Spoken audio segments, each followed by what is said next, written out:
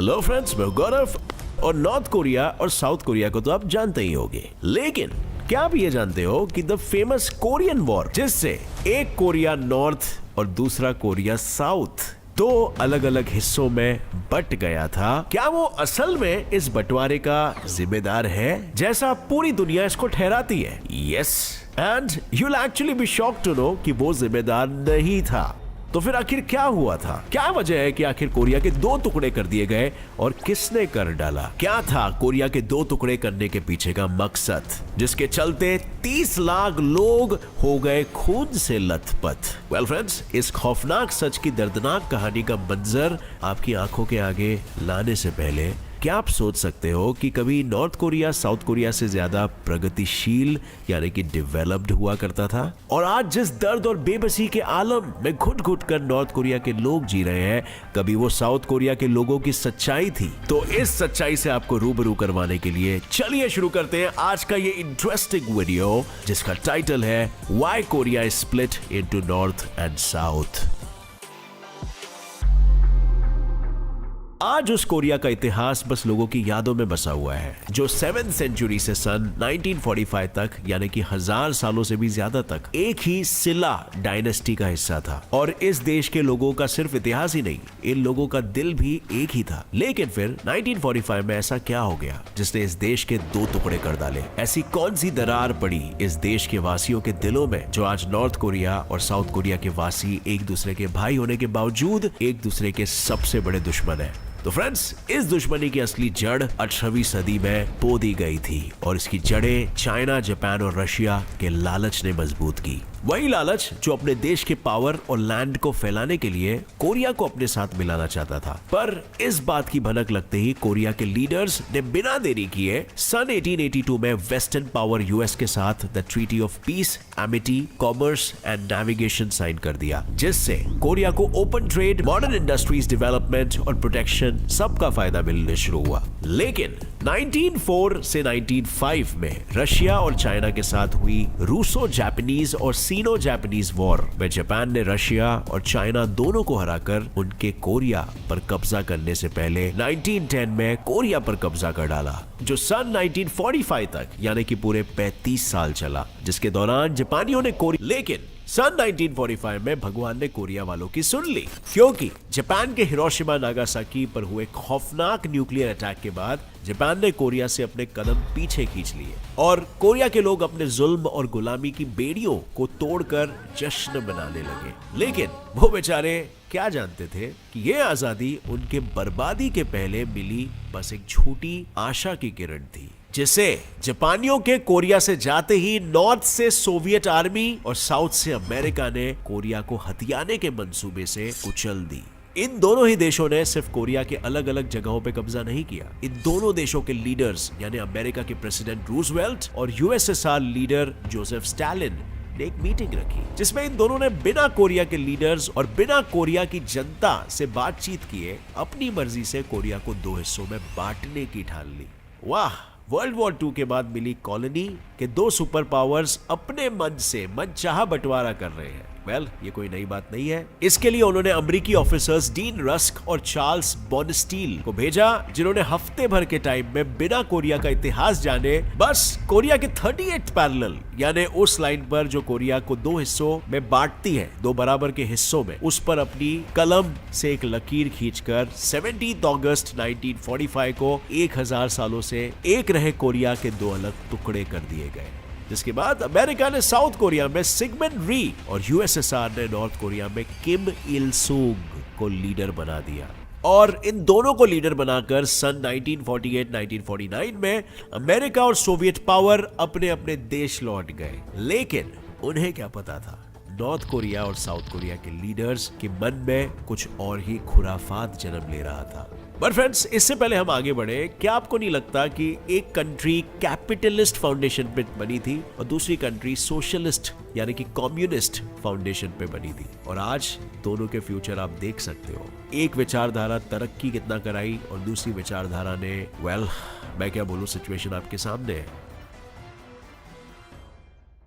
अब फ्रेंड्स आगे बढ़ने से पहले मैं आपको एक इंटरेस्टिंग ट्रेडिंग प्लेटफॉर्म के बारे में बताऊंगा जो प्ले स्टोर और ऐप स्टोर दोनों में अवेलेबल है। ऐप का नाम है बायनमो और इसमें आप अलग अलग एसेट्स में ट्रेड कर सकते हो, जैसे कि गूगल, एप्पल, बिटकॉइन, गोल्ड और फॉरेन करेंसीज जैसे कि यूएस डॉलर्स और यूरोस वगैरह में भी आपको 90% तक का प्रॉफिट मिल सकता है। इस ऐप में आपको कोई भी एसेट चुनना है और फोरकास्ट करना है कि उसकी वैल्यू बढ़ेगी या फिर घटेगी। देखिए मैं आपको एक एग्जांपल के साथ बताता हूं, जैसे मैं यहाँ पे 700 रुपए में ट्रेड अप करता हूं कि इस एसेट की वैल्यू बढ़ेगी और अब हमें थोड़ा सा रुकना होगा एंड यस मेरा फोरकास्ट सही निकला।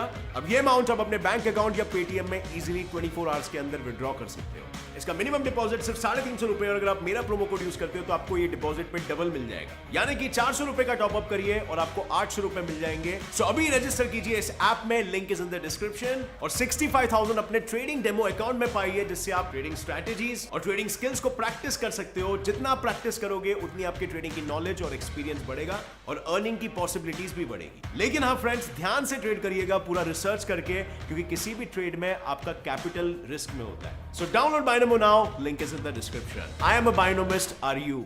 Anyway, coming back to the topic, ये खुराफात 25 जून 1950 में साउथ कोरिया पर बुरी तरह भारी पड़ी जब किम इल सुंग ने फिर से एक कोरिया और उस पे अपने राज के सपने के चलते हमला कर दिया। किम इल सुंग की छेड़ी इस जंग को इतिहास में द कोरियन वॉर के नाम से जाना जाता है और बस इस जंग के शुरू होने के 2 दिन के अंदर नॉर्थ कोरिया ने साउथ कोरिया के कैपिटल सिटी सोल को अपने कब्जे में कर लिया, जिसकी वजह से साउथ कोरिया के लीडर री और उसके चमचों को सोल से जान बचा कर भागना पड़ा। लेकिन री सिर्फ भागा नहीं, उसने भागने से पहले अपने ही देश के 2 लाख कम्युनिस्ट्स जिन पर उसे नॉर्थ कोरिया के साथ मिले हुए होने का शक था, सबको एग्जीक्यूट करने का ऑर्डर दे दिया और लोगों की जानें छीनने के इस खौफनाक मंजर के बीच नॉर्थ कोरिया से साउथ कोरिया के 90% हिस्से को अपने कब्जे में कर लिया और बचा हुआ 10% हिस्सा बुसन भी जल्दी उनके कब्जे में आ जाता अगर यूएन ने साउथ कोरिया की मदद के लिए काउंटर अटैक ऑर्गेनाइज नहीं किया होता। इस काउंटर अटैक को लीड करने की जिम्मेदारी यूएस ने ली, जिसके बाद अक्टूबर तक साउथ कोरिया और यूएस ने मिलकर नॉर्थ कोरिया के योंगयांग को कब्जे में लेकर नॉर्थ कोरिया के सोल्जर्स को चाइना के बॉर्डर तक खदेड़ दिया और शायद आज नॉर्थ कोरिया और साउथ कोरिया की जगह सिर्फ साउथ कोरिया ही खड़ा होता। लेकिन इस बीच चाइना ने नॉर्थ कोरिया की मदद की और यूएस और साउथ कोरिया दोनों के साथ जंग करके साउथ कोरियन ट्रूप्स को वापस भेज दिया। जुलाई से लेकर 9 महीने तक सोल का कब्जा 4 बार बदला, जिससे वो पूरी तरीके से बर्बाद हो गया। और इतना सब के बाद ये वॉर खत्म तो नहीं हुई, लेकिन एक तरह से थम गई, जिसका फायदा यूएस मिलिट्री ने 600,000 tons of bombs north Korea पर गिरा कर उठाया, जिसके बाद नॉर्थ कोरिया में जंग के बाद एक बिल्डिंग तक खड़ी नहीं बची थी। 30 लाख पीपल के जानों की कुर्बानी देने के बाद 27 जुलाई 1953 में नॉर्थ कोरिया साउथ कोरिया दोनों ने 3 साल लंबे चले इस कोरियन वॉर को आर्मिस्टिस एग्रीमेंट साइन करके खत्म कर दिया, जिससे 250 किलोमीटर लंबी और 4 किलोमीटर चौड़ी बैटल लाइन ही बॉर्डर लाइन बन गई, जिसे आज डीमिलिटराइज्ड जोन कहते हैं। लेकिन लड़ाई के बाद दोनों ही देशों का हाल बुरा था। अब फ्रेंड्स, सबसे पहले बात करें नॉर्थ कोरिया। वो कोरियन वॉर के बाद एक्चुअली में हंसी खुशी जी रहे थे। वो साउथ कोरिया से ज्यादा प्रगतिशील थे। उन लोगों के पास फ्री हेल्थ केयर और हाउसिंग से लेकर हाई लिटरेसी और हाई लाइफ एक्सपेक्टेंसी रेट था, और इसकी वजह और कोई नहीं बल्कि किम इल सुंग था, जिसने नॉर्थ कोरिया के लोगों को इस झांसे में फंसा लिया था कि सारी दुनिया उनकी दुश्मन है और बस वो इकलौते इंसान है जो उनकी रक्षा कर सकते हैं। उसकी इन्हीं चिकनी चुपड़ी बातों में आकर लोग उसे अपना मसीहा, अपना राजा मानने लगे और किम लीडर से नॉर्थ कोरिया का राजा बन गया था, जो कुछ लोगों के लिए भगवान के समान तक था, जिसने अपने किंगडम की इकोनॉमी को धक्का देकर बढ़ाने के लिए कंस्ट्रक्शन, स्टील, कोल और एग्रीकल्चर इंडस्ट्री में इन्वेस्ट किया। और ये इन्वेस्टमेंट्स इतने ज्यादा कामयाब हुए कि 50s, 60s और 70s में इनकी per capita GDP south Korea को टक्कर दे रही थी। लेकिन वहीं पर आज दुनिया की नजरों में सबसे प्रगतिशील देश बनकर बैठे साउथ कोरिया के लोगों की बात कुछ और थी और उसे सबक सिखाने की कोशिश की, तो अमेरिका वाले उसे हवाई आइलैंड जुड़ा कर लेके गए और री के साउथ कोरिया से जाने के बाद ही शायद साउथ कोरिया की हालत सुधर जाती। पर इसके बाद 16 मई 1961 को उनके और साउथ कोरिया के नसीब में पाक चुंग ही आ गया। साउथ कोरिया के इस नए लीडर ने तो national intelligence service Korea agency को खड़ा करके अपने रूल के खिलाफ जाने वाले अपने ही लोगों की जासूसी, किडनैपिंग, टॉर्चर और यहां तक कि मर्डर करवाया। और 60s के उस दौर में हिंसा, गरीबी, बेरोजगारी ना सिर्फ लोगों की उम्मीदें पर साउथ कोरिया की इकोनॉमी की रीढ़ की हड्डी भी तोड़ रही थी। और साउथ कोरिया की इकोनॉमी को बढ़ाने के लिए पाक ने बिना अपने लोगों की परवाह किए लाखों लोगों को 12-12 घंटे नाम भर की मजदूरी में काम करवाया। लेकिन अब इसे वहां के लोगों की बदकिस्मती कहे या किस्मत, पाक के इस कदम ने साउथ कोरिया की गिरी हुई किस्मत को ऐसा झटका दिया कि मिड 60s से वहां की per capita GDP sky rocket हो गई। इसके बाद पाक कुछ और कर पाता इससे पहले उसका असैसिनेशन हो गया और एक नए लीडर यानी कि चुन डू ह्वान ने साउथ कोरिया को संभालने की कसम खाई। लेकिन देश की प्रगति के साथ लोगों की प्रगति भी हुई थी और 1987 में लाखों साउथ कोरियंस ने एक रियल डेमोक्रेसी की मांग की। मजबूरन ही सही, पर वहां की गवर्नमेंट को रियल डेमोक्रेसी लानी पड़ी और आज साउथ कोरिया डेमोक्रेटिक और सॉवरेन देश है जो डेवलपमेंट में दुनिया के सबसे डेवलप्ड कंट्रीज में से एक है। ये एक हाइपर एडवांस देश है जिसने बहुत सारे टेक्नोलॉजिकल जायंट्स जैसे कि सैमसंग, LG, Hyundai ऐसी कंपनीज को जन्म दिया है जो वर्ल्ड में कई इनोवेशंस कर रही है और मॉडर्नाइजेशन ला रही है।